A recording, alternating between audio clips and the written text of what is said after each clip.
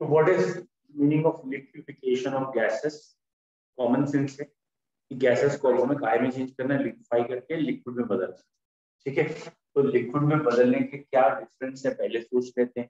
जैसे साइंटिस्ट ने किया कि गैस के पार्टिकल में इंटरमॉलिक्यूलर फोर्स बहुत कम है, तो ये गैस का पार्टिकल दूसरा गैस का पार्टिकल बहुत दूर है, और जब हम इसे लिक्विड में चेंज करेंगे तो ऑब्वियसली ये पार्टिकल पास में आने चाहिए, एक फोर्स ऑफ अट्रैक्शन ज्यादा होना चाहिए, और ऑलमोस्ट सॉलिड में भी इससे कुछ और ज्यादा पास सॉलिड में पार्टिकल होते हैं। तो सॉलिड, लिक्विड और गैस में ये अंतर है। और अगर हम चाहते हैं ये बेसिकली फोर्स ऑफ अट्रैक्शन बढ़ जाए, पार्टिकल एक पास में रेंज में आ जाए और वो लिक्विड में चेंज हो जाए, तो हम क्या करें? क्लियर? तो इन तीनों फेजेस में जो दो डिफरेंट फोर्सेस होते हैं, one is called as thermal energy and other is called as intermolecular forces. ये जो थर्मल एनर्जी होती है ये बेसिकली रिपल्शन का काम करती है, और जो इंटरमॉलिक्यूलर फोर्सेस होते हैं ये अट्रैक्शन का काम करते हैं। तो हमारे हाथ में बाहर से थर्मल एनर्जी है, ठीक है, हम थर्मल एनर्जी चेंज कर सकते हैं, दैट मींस कूलिंग कर सकते हैं। क्लियर? तो कूलिंग करेंगे तो कूल करने पे थर्मल एनर्जी यानी रिपल्शन कम होगा, ये पास में आने लगेगी, और पास में आते आते आते कभी ना कभी इसमें चेंज हो ही सकते हैं।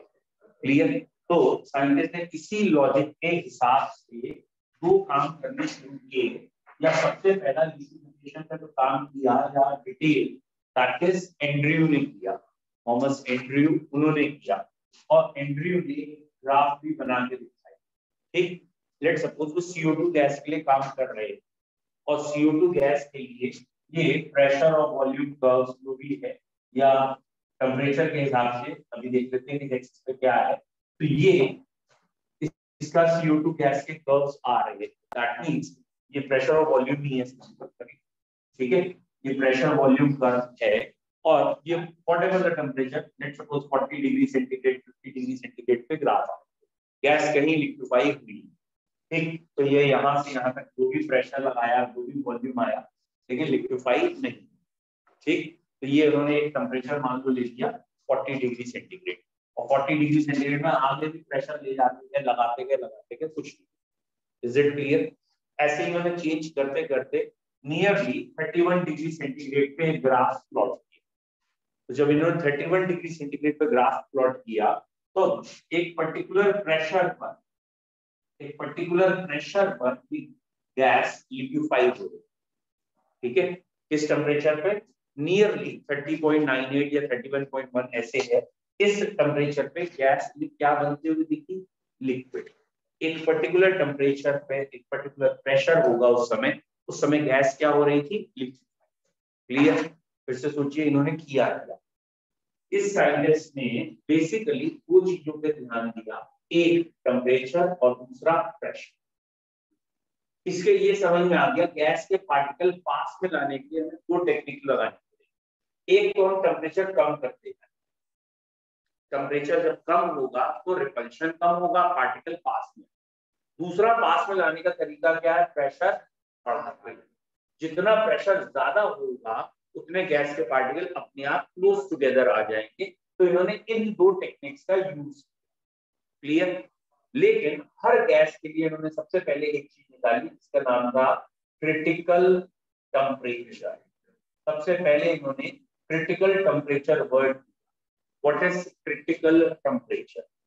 ये जैसे CO2 गैस का क्रिटिकल टेम्परेचर इन्होंने बताया कि नियरली 31 डिग्री सेंटीग्रेड पर, यानी इस टेम्परेचर पर CO2 गैस लिक्विफाई हो सकती है, बट इस टेम्परेचर पर भी एक लिमिटेड प्रेशर लगाने से तो लिक्विफाई होगी। ऐसा थोड़ी है कि इस टेम्परेचर पर किसी भी प्रेशर पे लिक्विफाई हो जाए।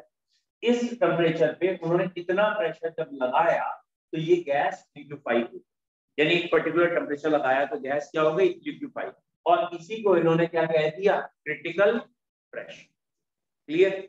अब पॉइंट फिर से समझते हैं कि 31 के बाद 32 डिग्री 33 डिग्री यानी इसके ऊपर तुम कितना भी प्रेशर लगा लो, तुम प्रेशर कितना भी ज्यादा बढ़ा लो, गैस लिक्विफाई नहीं होगी। और इसीलिए इस टेम्परेचर का नाम क्या रखा गया है, क्रिटिकल। क्रिटिकल का मतलब एक बाउंड्री आ गई है, उसके बाद नहीं हो सकता। तो what is critical temperature?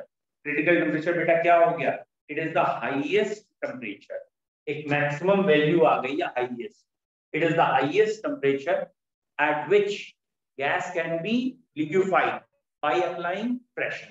Pressure apply करेंगे तो ये गैस लिक्विफाई हो जाएगी, और इसके ऊपर यानी 31 के ऊपर 32, 33 एंड सो ऑन, तुम कितना भी प्रेशर लगा लो गैस लिक्विफाई नहीं हो रही। तो what is critical temperature? The highest temperature at which gas can be liquefied by applying pressure।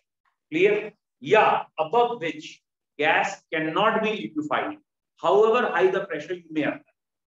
इसके ऊपर गैस लिक्विफाई होगी ही नहीं, तुम चाहे कुछ प्रेशर लगा लो लेकिन गैस लिक्विफाई नहीं हो। तो ये वाली चीज क्या आ गई, क्रिटिकल प्रेशर। क्लियर है? Critical temperature, critical pressure. What is critical temperature?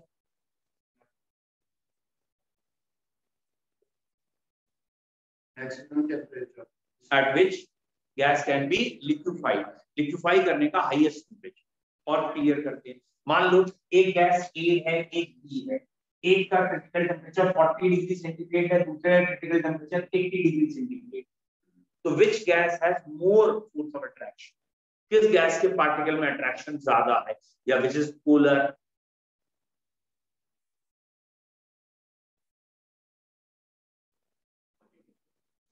Common sense लगा, ये 40 डिग्री सेंटीग्रेड यानी 41 अगर हमने टेम्परेचर रखा 41, तो ये गैस लिक्विफाई नहीं हो सकती, लेकिन ये 80 तक लिक्विफाई हो सकती है। और 80 डिग्री यानी और हाई टेम्परेचर पे भी लिक्विफाई कर सकते हैं, और हाई टेम्परेचर यानी और गर्म भी कर दो तब भी लिक्विफाई हो रही है। क्यों हो रही है? फोर्स ऑफ अट्रैक्शन ज्यादा है, तभी तो है। अगर ये वाली गैस पोलर है, फोर्स ऑफ अट्रैक्शन ज्यादा है, तभी तो हाई टेम्परेचर पे भी लिक्विफाई हो जाएगी। ये लो टेम्परेचर पे लिक्विफाई हो रही है या इसके ऊपर हो ही नहीं रही।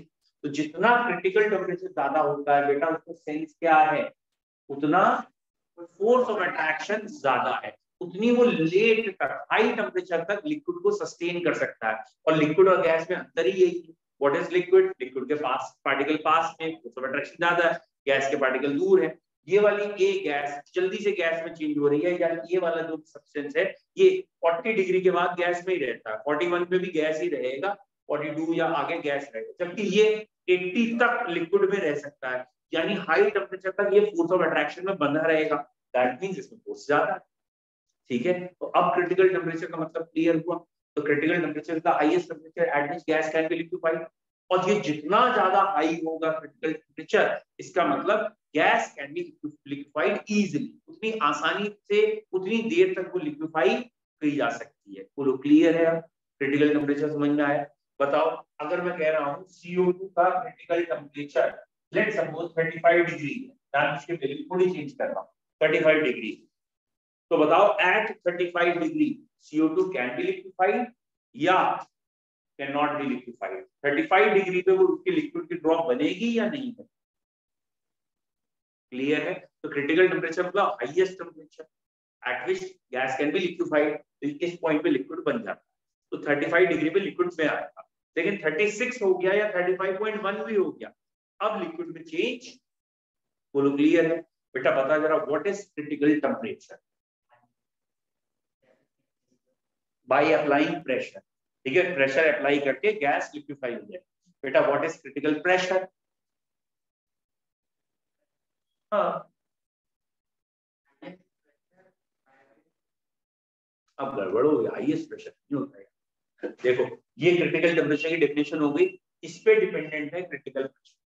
ठीक है, तो the temperature at which gas या highest temperature at which gas can be liquefied is critical temperature, and the pressure applied at critical temperature to liquefy a gas is critical pressure।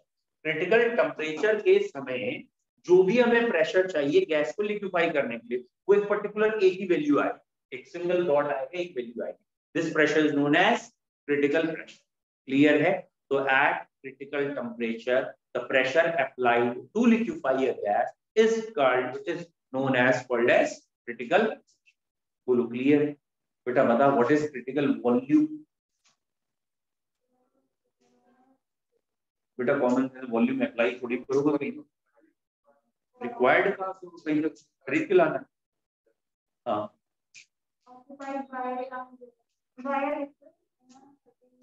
ठीक है, चलिए ये आपको अगर समझ में आ गया तो क्रिटिकल वॉल्यूम भी इसी को कहते हैं। बस यहाँ की लाइन नीचे कर दीजिए, ये हो गया क्रिटिकल वॉल्यूम। और इस समय क्या कहेंगे, when applying critical temperature and pressure the volume of 1 mole of gas which is converted into now liquid, the volume of 1 mole of liquid is known as volume of liquid form is known as critical volume। तो यहाँ हमें critical volume में ये भी बताना पड़ता है कि उस समय गैस कितनी थी जो लिक्विफाई हुई, तो हम कहेंगे 1 मोल हमारे जो गैस के पार्टिकल थे वो लिक्विड में चेंज हो गए, तो 1 मोल का जो वॉल्यूम होगा that is known as critical volume. तो volume of 1 mole of liquid, ठीक है, एट, क्योंकि अब लिक्विड बन चुका तो लिक्विड ही बोल दे रहे हैं, eight critical temperature and critical pressure. बोलो तीनों क्रिटिकल क्लियर। फॉलोड बाय, इसके नीचे भी उन्होंने ग्राफ बनाए, मतलब इस टेम्परेचर के बिलो, ये तो टेम्परेचर की एक्सिस थी ना, मतलब अगर आपको याद हो बॉयल्स लॉ प्रेशर और वॉल्यूम का ग्राफ ऐसा आता था, और ये उन्होंने टेम्परेचर इस कांस्टेंट टेम्परेचर पे ये ग्राफ है, इस टेम्परेचर पे ग्राफ, ऐसे उन्होंने और भी ग्राफ बनाए। फाइनली वो इस नतीजे में पहुंचे कि उनका ग्राफ ऐसा आ रहा था, मतलब ये बेल शेप कर्व आ रहे थे। बेल शेप तो दिखी गई होगी, ठीक है, ये शेप आ रही है, ये भी दिखाते हैं आपको कैसे बेल शेप आई। ये बेल शेप है, ये पॉइंट, तो ये क्रिटिकल टेम्परेचर और प्रेशर का पॉइंट है। मान लो किसी और टेम्परेचर के लिए उन्होंने, ये टेम्परेचर था कोई और, लेट्स सपोज 20 डिग्री सेंटीग्रेड पे, तो ये ग्राफ इनका ऐसे शुरू हुआ, यहां से यहां आने के बाद ये लाइन कांस्टेंट थी, फिर एकदम स्टीप चली ऑलमोस्ट, तो ये क्या है, और ऐसे ही इन्होंने हर एक टेम्परेचर के लिए यही इनका ग्राफ समवट ऐसा ही आता है, ठीक है, यू फिर ये कांस्टेंट फिर, ठीक है, क्लियर हो रहा है क्या कह रहे हैं, नहीं आ रहा होगा समझ, थोड़ा बहुत धीरे धीरे, नहीं आया।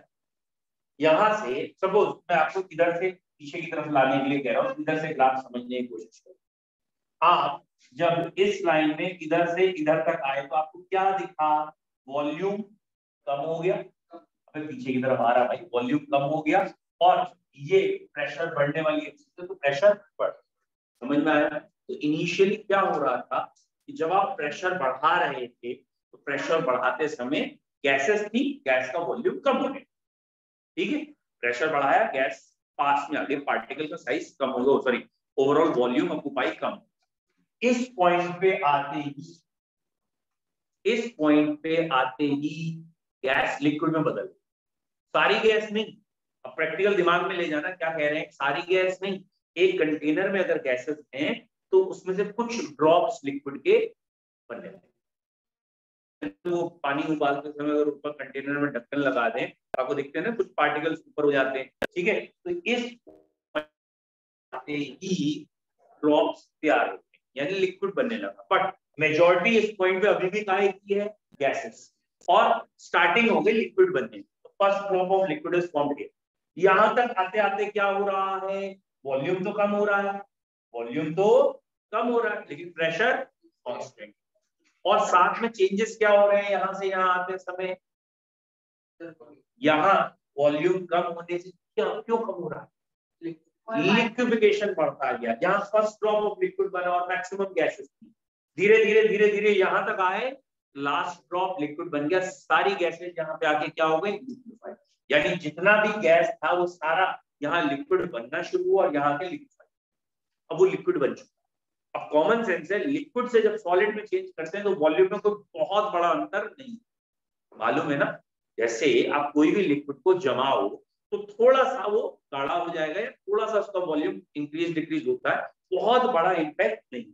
तो इसके बाद थोड़ा सा भी अगर तुम्हें वॉल्यूम बदलना है, थोड़ा सा, तो प्रेशर इतना बदलना, यानी बहुत हाई प्रेशर बनाने पर वो लिक्विड कंडेंस होगा और कहीं किसी पॉइंट पे वो सॉलिड भी बने। Is it clear? तो ग्राफ समझ में आ गया क्या है, ग्राफ का एक्सप्लेनेशन नहीं, मतलब ग्राफ लिखने को नहीं आता, बस ग्राफ आपको समझ में आना चाहिए है।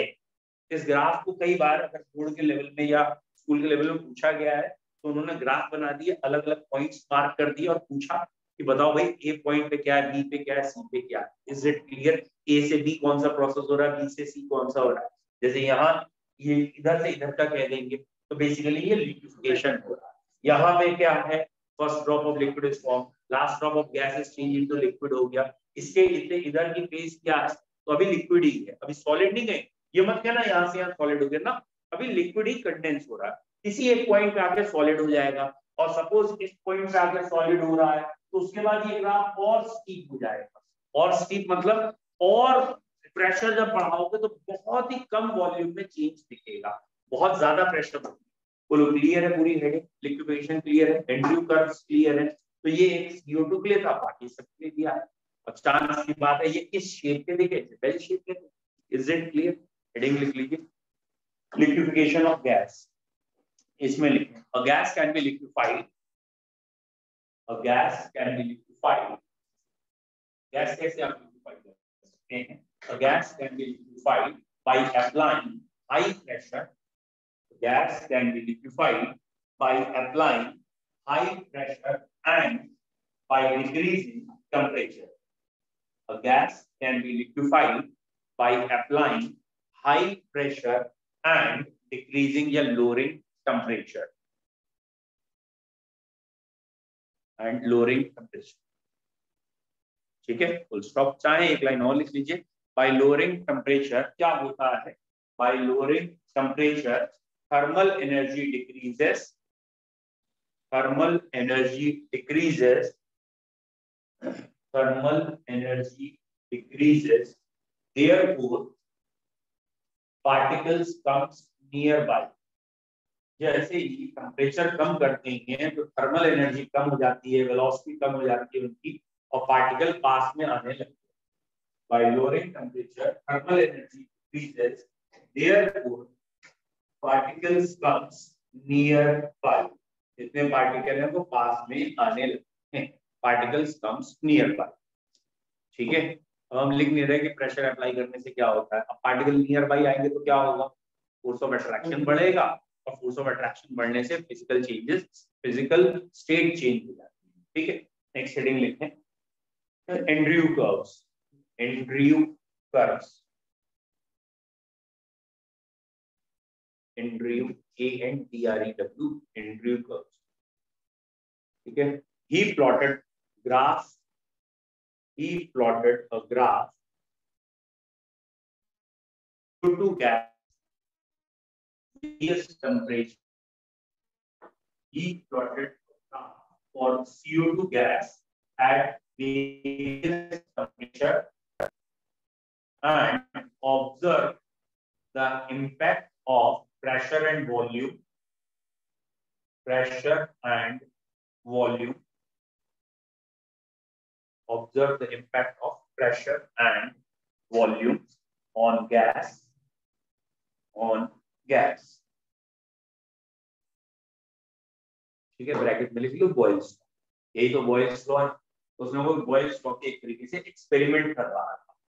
ठीक है, नेक्स्ट लाइन से लिखिए बेटा, क्रिटिकल टेम्परेचर। इसी का ग्राफ बनाएंगे, सीधा उसी में पॉइंट दिखा देंगे। Critical temperature, it is the maximum temperature, it is the maximum temperature at which gas can be liquefied. It is the maximum temperature at which gas can be liquefied by applying pressure. It is the maximum temperature at which gas can be liquefied by applying pressure. That is, इसका क्या मतलब है? That is above this temperature, इस temperature के ऊपर, above this temperature gas cannot be liquefied. Above this temperature gas cannot be liquefied. Gas cannot be liquefied however high the pressure is applied. Above this temperature gas cannot be liquefied however high the pressure is applied. ठीक है बेटा, इस temperature के ऊपर आप gas को liquefy नहीं कर सकते, आप चाहे कितना भी प्रेशर लगा लें, however high pressure is applied. इस टेम्परेचर के ऊपर गैस लिक्विफाई नहीं। क्लियर है? ठीक, नेक्स्ट लाइन से इसी को फिर से लिखना है। More the critical temperature signifies, इस हाई क्रिटिकल टेम्परेचर से क्या सिग्निफिकेंस मिलता है? More the critical temperature signifies, more word ना भी लिखना चलेगा कि क्रिटिकल टेम्परेचर बेसिकली क्या सिग्निफाई करता है, ठीक है? और क्रिटिकल टेम्परेचर ज्यादा है तो क्या सिग्निफाई कर रहा है? बताओ बेटा क्या सिग्निफाई कर रहा है?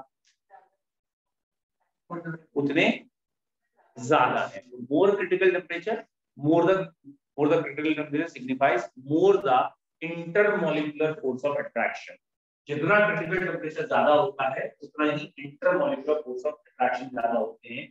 और बेटा जितना इंटरमॉलिक्यूलर फोर्स ज्यादा होता है उतने बॉइलिंग पॉइंट भी ज्यादा होता है अगर वो लिक्विड में चेंज हो गया, ठीक है? तो more the critical temperature signifies more the intermolecular force of attraction, that is more will be the boiling point, उतना ही बॉइलिंग पॉइंट भी ज्यादा होगा। More the critical temperature more will be the intermolecular force of attraction, therefore more will be the boiling point. तो कई बार वो boiling point देके भी question पूछ लेते हैं, क्योंकि लिक्विड में तो चेंज हो ही गया, तो बॉइलिंग पॉइंट देके पूछ सकते हैं या क्रिटिकल टेम्परेचर दे। क्लियर है क्रिटिकल टेम्परेचर क्या है यहाँ तक? नेक्स्ट लिखते हैं बेटा क्रिटिकल प्रेशर। क्रिटिकल, अच्छा क्रिटिकल टेम्परेचर में अगर वैसे ही पूछ लें, पोलर गैसेस का क्रिटिकल टेम्परेचर ज्यादा होगा या नॉन पोलर का? पोलर में इंटरमॉलिक्यूलर फोर्स ज्यादा होते हैं इसलिए पोलर का ज्यादा होगा। CO2 का क्रिटिकल टेम्परेचर ज्यादा होगा या SO2 का? जो गैस ज्यादा हैवी है उसमें वंडर वाल फोर्सेस ज्यादा होते हैं, और SO2 पोलर भी होती है और CO2 नॉन पोलर, तो SO2 का और ज्यादा होगा। और ऐसे ही अगर CO2 और SO3 होगा तो वो और हैवी होगी, उसका ज्यादा है। लेकिन अगर CO2 और अमोनिया में हुआ ना, अमोनिया पोलर गैस है, CO2 नॉन पोलर है, तो पहले हम पोलर नॉन पोलर देखते हैं, बाद में हम मोलर मास देखते हैं। तो CO2 और अमोनिया में अमोनिया जल्दी लिक्विफाई हो जाएगी या उसका क्रिटिकल टेम्परेचर ज्यादा होगा। Is it clear? तो मतलब वो एग्जाम्पल नहीं बोले थे इसलिए मैंने कहा। Next heading is critical pressure. बताओ बेटा क्या आएगा क्रिटिकल प्रेशर में?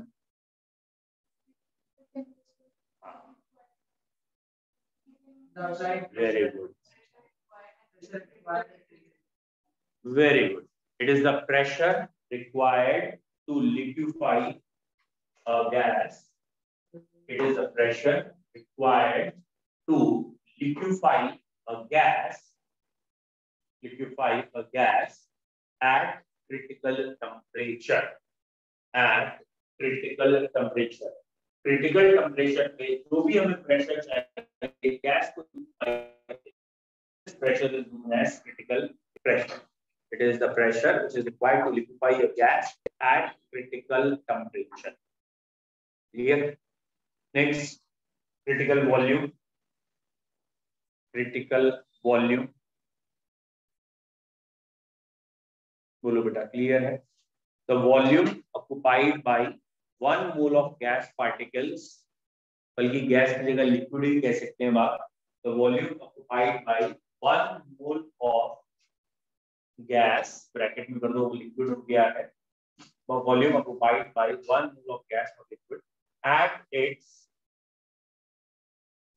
its critical temperature and critical pressure conditions. जब टेम्परेचर वो भी क्रिटिकल हो और प्रेशर भी क्रिटिकल हो, उस समय का जो वॉल्यूम आएगा that will be termed as critical volume. Curve बना लीजिए, कर्व में एक आध पॉइंट लगा के समझ लीजिए क्या कर्व है, ठीक है? तो ये जो एपेक्स का पीक का पॉइंट आया है ये क्या है? ये है हाईएस्ट, बेसिकली ये क्रिटिकल टेम्परेचर प्रेशर यहीं पे आ रहा है। बाकी हाँ इस सिंगल पॉइंट पे ही गैस लिक्विफाई हो जाएगी, मतलब इसमें कोई रेंज नहीं है। Critical temperature, critical pressure, critical volume, यहाँ पे तीनों एक ही पॉइंट पे दिखते हैं। इसके नीचे का अगर कोई और टेम्परेचर का ग्राफ बनाओगे तो वो ग्राफ आपका ऐसा दिखता होगा, और एक जरूरी नहीं है एग्जैक्ट स्ट्रेट आए, थोड़ा बहुत यहाँ पे प्रेशर वेरिएबल हो सकता है, लिटिल बहुत माइन्यूट। क्लियर है? ग्राफ बना लिया, ठीक है? बाकी चलो बुक से बना लेते हैं, आप तो मिटा दो।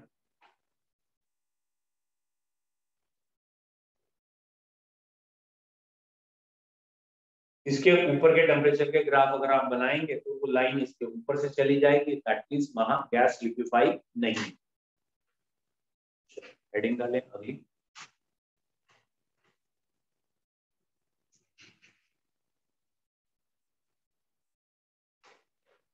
ठीक, इसमें कुछ पॉइंट्स मार्क करने वाले जो है वो ध्यान रखिएगा। जैसे ये वाला पॉइंट ए कह दिया, ये इंपॉर्टेंट है।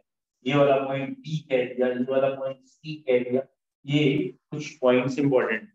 ए क्या हो गया हमारा point, critical temperature pressure volume वाला पॉइंट है। तो बेसिकली ए वो है जहां फर्स्ट ड्रॉप या हाईएस्ट टेम्परेचर जहां था जब लिक्विड बना, और इसी में पूरा लिक्विड बन जाएगा। बी क्या है, first drop of gas converting into liquid या first drop of liquid form from gas. C क्या है, last drop of gas is converting into liquid. सारी की सारी गैस लिक्विड में चली गई, एकदम एंड हो गया वहां। इसके बाद आगे लिक्विड जो है वो प्रेशर बढ़ाने में कंडेंस हो रहा है। तो अभी इसमें हमने सॉलिड फेज की बात नहीं। डन बेटा, ये बेटा इतना हमारे उसमें गैसियस स्टेट में था।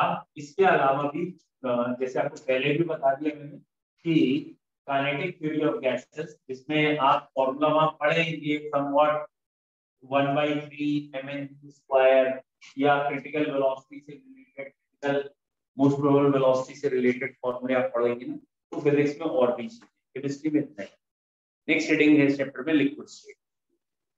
लिक्विड स्टेट भैया, लिक्विड स्टेट में हमें मेनली 3 हेडिंग पढ़नी है। What is liquid state? तो स्टेट ऑफ मैटर की सेकंड स्टेट है लिक्विड, जिसमें जो हमारे यहाँ 3 हेडिंग्स आती हैं, पहले हम उनको बात कर रहे हैं। पहली हेडिंग हमारी आती है व्हाट इज वेपर प्रेशर, या आप पढ़ चुके हो, खाली रिवाइज करना है आपको। व्हाट इज वेपर प्रेशर, ठीक है, एक बार इसका रिवीजन देख लीजिए। सबसे ज्यादा क्वेश्चन केमिस्ट्री के इसी में होंगे। ये देखिए एक लिक्विड रखा है, इस लिक्विड में किसी भी टेम्परेचर पे, एक कांस्टेंट टेम्परेचर पे अगर देखेंगे ऊपर वेपर्स आ जाते हैं, और ये प्रोसेस कहलाता है वेपोराइजेशन। तो what is this vaporisation? Liquid से वेपर बनना, वेपोराइजेशन। और ये वेपर्स आपस में टकरा के या नीचे सरफेस में टकरा के लिक्विड में भी चेंज हो रही हैं, and this process known as condensation. तो 2 प्रोसेस चल रहे हैं, one is vaporisation and other is condensation. ये दोनों चल रहे हैं। जब इन दोनों प्रोसेस की स्पीड बराबर हो जाए, मतलब जिस स्पीड से ये यहां जा रहा है उसी स्पीड से ये यहां भी आ रहे हैं, तो the time, the stage eight which vaporisation and condensation rate is same, दोनों की स्पीड एकदम सेम है, उसे में कहते हैं इक्विलिब्रियम आ गया, जो अगला चैप्टर भी होगा। तो ये इक्विलिब्रियम अटेन हो गया। तो अगर इन दोनों की स्पीड सेम है बेटा, इट मींस कांस्टेंट हो गया। नंबर क्यों कांस्टेंट हो गया? अगर ये ऊपर सपोज 50 पार्टिकल्स और 10 की स्पीड से बढ़ भी रहे हैं और 10 की स्पीड से कम भी हो रहे हैं, तो 50 तो 50 रहेगा, ये चेंज नहीं। तो जब ये कंडीशन आ जाए, दैट इज इक्विलिब्रियम आ गया, उस समय ये वेपर्स अपने ही लिक्विड पे फोर्स लगाएंगे या प्रेशर लगाएंगे। वो लगा तो चारों तरफ नहीं है भाई, लेकिन अभी हम डिस्कस यहां कर रहे हैं अपने ही सरफेस पे जो भी प्रेशर अप्लाई कर रहे हैं, this pressure is known as vapour pressure. So what is vapor pressure? The pressure applied by vapors on its own liquid when liquid and vapors are in equilibrium with each other in a closed container at a constant या given temperature. एक given temperature पे आए, temperature बदलो तो बदल जाएगा। बोलो vapour pressure clear है? ठीक, इसमें धीरे धीरे और क्लियर करते जाएंगे, बट एक कॉमन सेंस है, सरफेस वाले जो लिक्विड के पार्टिकल्स वो लूजली बाउंडेड है, जो अंदर वाले हैं वो थोड़े ज्यादा बाउंडेड है। भाई जो सेंटर में पार्टिकल है वो चारों तरफ पार्टिकल से घिरा है, सबसे अट्रैक्शन शो कर रहा है। जो सरफेस पे पार्टिकल आ गया वो नीचे वालों से अट्रैक्शन शो कर रहा है, ऊपर तो कोई है नहीं। Is it clear? तो इसका मतलब वो एक स्ट्रेच्ड कंडीशन में आ गया, नीचे वाले उसे खींच रहे हैं, ऊपर कोई खींच नहीं रहा, तो वो स्ट्रेचिंग की एक लेयर बन जाएगी और उससे बाद में सरफेस टेंशन जिसे हम कहते हैं वो बने। Is it clear? फिलहाल पहला हमारी हेडिंग है वेपर प्रेशर किसे कहते हैं। तो वेपर प्रेशर का डेफिनेशन सबको क्लियर है? ठीक है, पहले इसकी डेफिनेशन लिखिए, हेडिंग लिख लीजिए लिक्विड स्टेट में। तो ये लिक्विड के एक बेसिकली कैरेक्टर्स हैं, पहली हेडिंग है उसमें वेपर प्रेशर। फर्स्ट हेडिंग लिखिए बेटा, vapour pressure. the pressure applied by the vapors, the pressure applied by the vapors on its own liquid, the pressure applied by the vapors on its own liquid when liquid and vapor state are in, the pressure applied by the vapors on its own liquid when liquid and vapors are in, liquid and vapor states are in equilibrium with each other, when liquid and vapor state are in equilibrium with each other at a given temperature and enclosed container. At given temperature in closed container is known as vapor pressure.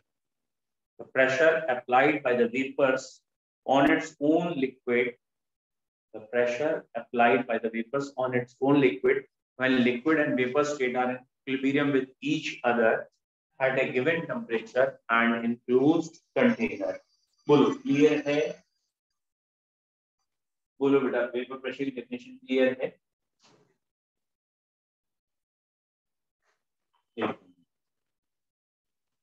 Hello, हाँ जी भैया। हाँ ma'am, हाँ जी।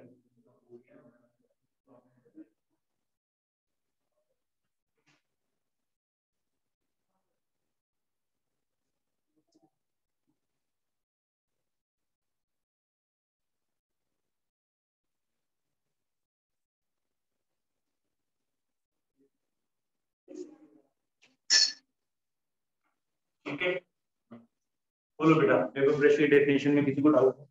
Next heading लिखो, किन factors पे ये depend कर रहा है? Factors affecting vapour pressure, factors affecting vapour pressure. कौन कौन से फैक्टर्स पे वेपर प्रेशर डिपेंड कर रहा है? Factors affecting vapour pressure. बोलो बच्चों, क्लियर है कौन कौन से फैक्टर होंगे? जैसे पहला फैक्टर सिंपल है, पहला that is nature of substance, nature of substance, कि आपका जो सब्सटेंस है, स्पीशीज है, उसके नेचर। क्या समझते हो इस मतलब क्या? उसके इंटर मॉलिक्यूलर फोर्सेस। बताओ बेटा, अगर इंटर मॉलिक्यूलर फोर्सेस ज्यादा होंगे तो वेपर प्रेशर ज्यादा होगा या कम? इंटर मॉलिक्यूलर फोर्सेस ज्यादा होंगे, क्यों? गुड, बहुत बढ़िया, वेरी नाइस। तो अगर ये दो अलग अलग लिक्विड रखते हैं और हम कंपेयर करते हैं, एक लिक्विड ऐसा है जिसमें इंटरमॉलिक्यूलर फोर्स बहुत ज्यादा है, दूसरा लिक्विड ऐसा है जिसके इंटरमॉलिक्यूलर फोर्स कम है, सेम टेम्परेचर पे ही रखते हैं, तो कॉमन सेंस है जिसके फोर्स कम है उसकी वेपर्स ज्यादा आएंगी उस टेम्परेचर पे, और जिसमें फोर्स ऑफ अट्रैक्शन ज्यादा उसकी वेपर्स कम है। तो more the intermolecular forces less the. Clear? बताओ, अगर दो गैसेस का क्रिटिकल टेम्परेचर दे रखा है, ए का 40, बी का 60, ठीक है, तो किसकी वेपर्स ज्यादा आएंगी? क्लियर है? जितना क्रिटिकल टेम्परेचर कम होता है उतना फोर्स ऑफ अट्रैक्शन भी कम होता है। बताओ भाई, दो लिक्विड का बॉइलिंग पॉइंट दे रखा है, एक लिक्विड का बॉइलिंग पॉइंट 60 डिग्री दिया है, दूसरे का 90 डिग्री दे रखा है बॉइलिंग पॉइंट, ठीक है, तो which has more vapour pressure? किसका वेपर प्रेशर ज्यादा होगा? बोलो बेटा। जितना बॉइलिंग पॉइंट कम उतना वेपर प्रेशर ज्यादा। What is boiling point? It is also the measurement of force of attraction. Boiling point जितना ज्यादा है, इसका मतलब ज्यादा हीट करने पे लिक्विड से वेपर में जाएगा, that means force of attraction ज्यादा है। तो अगर बॉइलिंग पॉइंट कम है तो वो जल्दी टूट जाएगा। तो यहाँ से भी हम लिखेंगे कि बॉइलिंग पॉइंट भी बेसिकली एक तरीका है वेपर प्रेशर पहचानने का, और बॉइलिंग पॉइंट और वेपर प्रेशर आपस में क्या है? Inversely proportional. या क्रिटिकल टेम्परेचर भी तरीका है वेपर प्रेशर पहचानने का। तो नेचर ऑफ स्पीशीज का मतलब क्या है? अगर आपको समझ में आ गया, इंटरमॉलिक्यूलर फोर्सेस, जितने इंटरमॉलिक्यूलर फोर्सेस ज्यादा होंगे लिक्विड स्टेट में उतने वेपर्स कम। बताओ, पेट्रोल का वेपर प्रेशर ज्यादा होगा या वाटर का?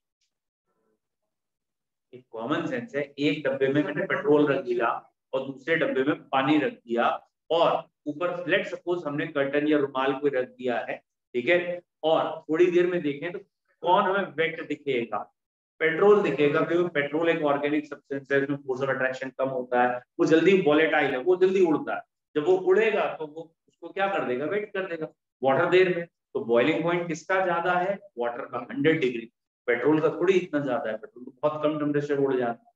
तो जितना ज्यादा जो वॉलेटाइल होगा उसकी वेपर्स ज्यादा होंगी, वेपर प्रेशर ज्यादा होगा, जितना कम वॉलेटाइल है, फोर्स ऑफ अट्रैक्शन ज्यादा है, वेपर्स कम। समझ में आ गया वेपर प्रेशर का नेचर से क्या बता, लिखें हेडिंग पहली, नेचर ऑफ सब्सटेंस में मोर द इंटरमोलिकुलर फोर्सेस, जितने इंटरमोलिकुलर फोर्सेस ज्यादा होंगे, more the intermolecular forces less will be the vapour pressure. बेटा जितने इंटरमोलिकुलर फोर्सेस ज्यादा हो जाएंगे उतना वेपर प्रेशर कम हो जाएगा। More the intermolecular forces less will be the vapour pressure, that is more the boiling point or critical temperature, जितना boiling point या critical temperature ज्यादा होगा, more the boiling point or critical temperature, बताओ बेटा, less will be the vapor pressure। ठीक है, उसी तरीके को, उसी चीज को हमने दूसरी भाषा में बोला है, more the boiling point or critical temperature less will be the vapor pressure। फिर लिख लीजिए एक और, more volatile the substance, more volatile the substance, DASS dash will be the vapor pressure, more volatile the substance dash will be the vapor pressure। Clear है, more will be the vapor pressure, जितना ज्यादा volatile होगा उतने vapor pressure ज्यादा होंगे। more volatile the substance, more will be the vapor pressure। तो अगर कोई सब्सटेंस ज्यादा वॉलेटाइल है, ज्यादा उड़ता है, तो उसका वेपर प्रेशर ज्यादा। बोलो क्लियर है, बताओ बेटा पोलर लिक्विड और नॉन पोलर लिक्विड किसका वेपर प्रेशर ज्यादा होगा, नॉन पोलर, क्योंकि पोलर का मतलब अट्रैक्शन ज्यादा है, अट्रैक्शन है तो वेपर प्रेशर कम।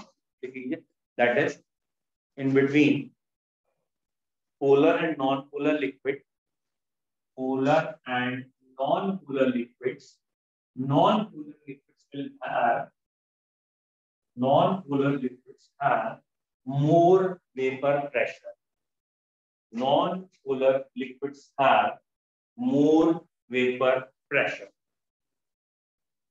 ठीक है, या अगर हम दोनों नॉन पोलर ले लें, जैसे एक बेंजीन लिक्विड है, एक टॉलीन है, दोनों ही हम non polar, which will have more vapor pressure, दोनों ही नॉन पोलर, अब किसका वेपर प्रेशर ज्यादा होगा,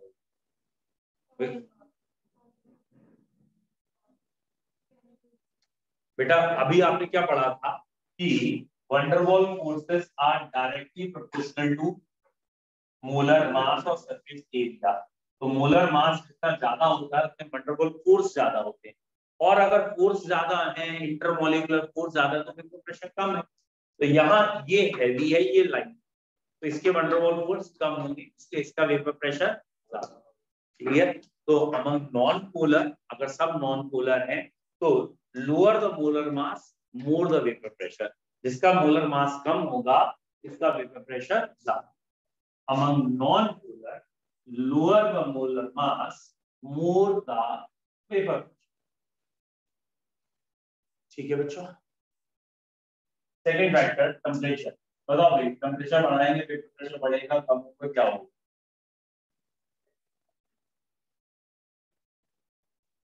टेम्परेचर पे वेपर प्रेशर का क्या रिलेशन,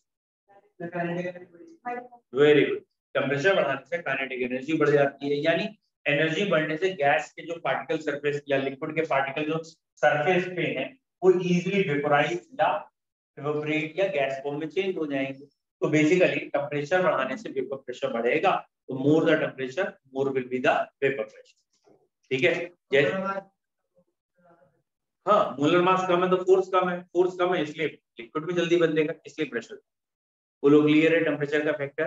तो more the temperature more the vapour pressure, क्यों, क्योंकि ना एक तरीके से ये भी आप कह सकते हैं लिक्विड से वेपर बनना एक एंडोथर्मिक प्रोसेस है, यानी यहाँ हीट एब्जॉर्ब होती है। तो जैसे ही आप टेम्परेचर बढ़ाओगे तो हीट एब्जॉर्ब हो जाएगी और वेपर्स बढ़ने लगेगी।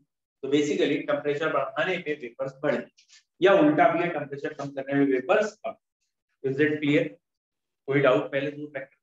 जैसे सपोज इसके क्वेश्चन ऐसे होंगे कि एक ओनियन ले लें, ठीक है, अनियन क्लियर है, ओनियन या अनियन क्लियर है, प्याज, ठीक है, तो इस प्याज को अगर हम काटते हैं, पील ऑफ करते हैं, छिकल उतारते हैं और काटते हैं, तो यूजुअली हमने देखा है कि मोस्ट ऑफ द केसेस हमें आईज में इरिटेशन होता है, या वी सीम्स लाइक कि हमें ऐसा लगता है आंसू, वीपिंग जैसा। ऐसा हुआ है कभी? क्राइंग और वीपिंग ऐसा होता है? तो व्हाट इज बेटर कि अगर हम प्याज काटे और हमें आंसू ना आए तो व्हाट वी कैन डू? घरेलू नुस्खा, ठीक है, वन थिंग क्लियर। अच्छा, अगर हम प्याज को पानी में डाल दें एक चीज, और दूसरा उसको फ्रिज में रख, तो भी क्यों? टेम्परेचर कम। तो वो जो भी प्याज या अनियन को कट करने से जो भी वेपर्स उसकी बाहर आ रही हैं, अब ये मत कहना है सॉलिड की वेपर्स नहीं आती, सबकी आती है, चाहे सॉलिड हो लिक्विड हो गैस। तो वो जो वेपर्स बाहर आ रही हैं, टेम्परेचर अगर कम होगा तो कम आएंगी, और वेपर्स कम होंगी तो ऑब्वियसली वो आइस को अटैक भी कम करेगी। उसमें कोई भी ऐसा सब्सटेंस जरूर है जो कहीं ना कहीं आपकी आइस को इरिटेट कर रहा था, वो केमिकल वो ऊपर आएगा ही, क्योंकि आ तो वेपर्स के थ्रू ही रहा, तो वेपर्स ही नहीं आएंगे ज्यादा। इसीलिए प्याज को पानी में डाल के रख के काटने में या चिल्ड करके काटने में उसका जो इम्पैक्ट होता है, इरिटेशन इम्पैक्ट ऑन आइस, वो कम हो। क्लियर है? टेम्परेचर का इफेक्ट क्लियर है। Third third surface area. Surface area, surface area बढ़ाने पे वेपर प्रेशर बढ़ेगा या कम होगा? सरफेस एरिया बढ़ाने पे वेपर प्रेशर बढ़ जाएगा या कम हो जाएगा? बेटा बढ़ जाएगा। आप लोग बोलो, ये लोग गलत। अच्छा, कम हो जाएगा। बोलिए, सरफेस एरिया बढ़ाएंगे तो वेपर प्रेशर बढ़ेगा या कम? देखिए, आप फिर भूल गए, चलिए अगले चैप्टर में आ जाएगा। वेपर प्रेशर यानी प्रेशर होता है force per unit area, per unit area कितना फोर्स लगाएगा वो होता है प्रेशर। तो अगर आप लिक्विड का सरफेस एरिया बढ़ाते हो तो force per unit area change नहीं होता। फिर से सोचते हैं एक सिंपल भाषा में, अभी आपको एक सेकंड में क्लिक हो जाएगा। अभी हमने पढ़ा था बॉइलिंग पॉइंट और वेपर प्रेशर आपस में इनवर्सली पढ़ा। अब आप बताओ, पानी को अगर हम ग्लास में ले रहे हैं और उसी पानी को हमने बकेट में डाल दिया, कब उसका बॉइलिंग पॉइंट जाता है? बॉइलिंग पॉइंट तो सेम ही रहता है। कभी ये सुना है पानी का बॉइलिंग पॉइंट ग्लास में 100 होता है, उसमें 300 होता है? तो पानी का बॉइलिंग पॉइंट तो सेम रहता है। क्यों? बेसिकली, अच्छा दूसरे तरीके से पूछता हूँ, एक ग्लास पानी था, उसको हमने लेट सपोज बकेट में या एक बड़े कंटेनर में डाल दिया, कहाँ उसकी विस्कोसिटी ज्यादा, कहाँ वो ज्यादा गाढ़ा दिखता?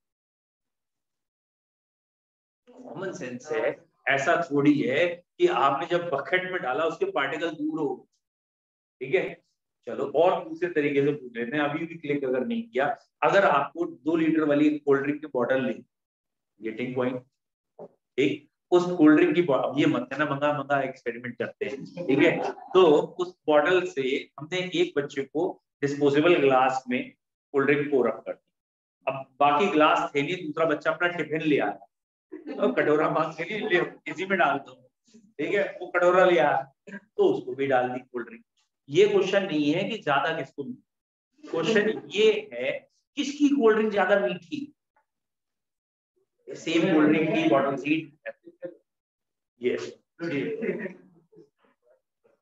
अरे यार भाई, ये कोविड वाले बच्चे ना होते बड़े इंटेलिजेंट, ये कोविड के पास में जिन्होंने 10th 11th कर लिया ना, ये बड़े लकी टाइप के बच्चे, ठीक है, मतलब इनसे कोई भी क्वेश्चन पूछो ना, इनका आंसर एक अलग ही टाइप का होता है, ठीक। फिलहाल वर्ड क्लियर है, ठीक। तो यहाँ पे हमें क्या कहना था कि बेसिकली अगर हम सरफेस एरिया खाली चेंज करते हैं तो पार्टिकल के बीच की डिस्टेंस चेंज नहीं होती, that means intermolecular force he change नहीं होते, और वेपर प्रेशर तो डिपेंड कर रहा है इंटरमॉलिक्यूलर फोर्सेस पर। तो किसी का अगर हम सरफेस एरिया बढ़ा रहे हैं तो ओवरऑल ज्यादा वेपर्स आएंगे overall, but per unit area वही वेपर्स होंगे प्रेशर के, तो vapour pressure is unaffected by surface area. बोलो क्लियर है? तीनों फैक्टर्स क्लियर? वेपर प्रेशर पूरा समझ में आ गया। क्या विस्कोसिटी आपको पढ़ना है या फिजिक्स में पढ़ा है? फिजिक्स में नहीं पढ़ लिया? पढ़ लिया विस्कोसिटी, सरफेस टेंशन। कोई वहां आपने विस्कोसिटी तो पढ़ लिया ना, वहां आपने एक स्ट्रोक्स लॉ फॉर्मूला पढ़ा है, F = 6 पाई ईटा RV, पढ़ लिया ना? नहीं पढ़ा है, बाकी ने पढ़ लिया। तो मेरे हिसाब से हमें इस चैप्टर में विस्कोसिटी और सरफेस टेंशन फिजिक्स वालों के भरोसे